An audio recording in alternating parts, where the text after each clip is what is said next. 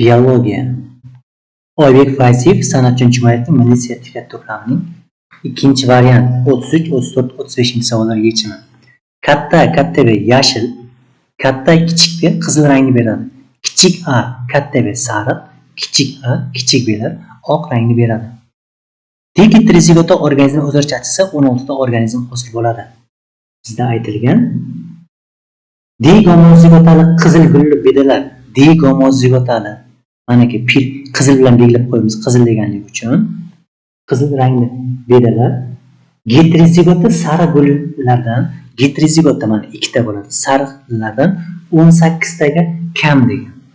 Demak, bu 18 taga kam desa, bular ikkita ekan, bu bitta ekan. Demak, bittasi 18 bo'lsa, bu ham 18, bu 18. Har bittasi 18 tadan ekan. Bizga faqatgina savol boshqacha berilgan. 33 ta aytilyapti. Bitta belgisi bo'yicha heterozigota qizil gulli o'simlik soni. Bitta belgisi bo'yicha heterozigota qizil gulli o'simlik soni mana bitta, ikkita ekan. Har bitta qator 18 dan bo'lsa 2 ni 18 ga ko'paytsak 36 bo'ladi. Javob B variant. 34.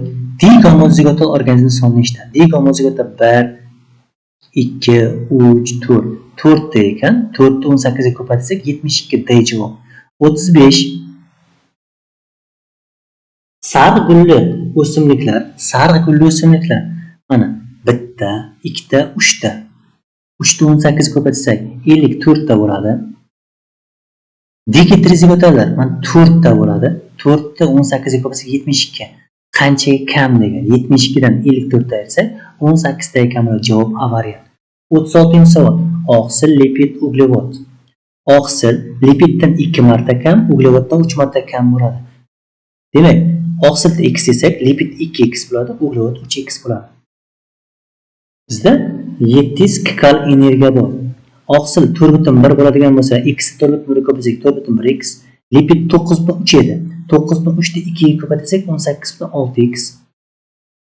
Uglevod 4.1x edi, 4.1 edi. 3 ga ko'paytsak 12.3x bo'ladi.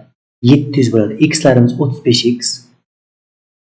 735 ko'paytsak x 20 bo'ladi. Oqsil x edi 20 gram, lipid 2x edi 40 gram, uglevod 3x edi 60 gram.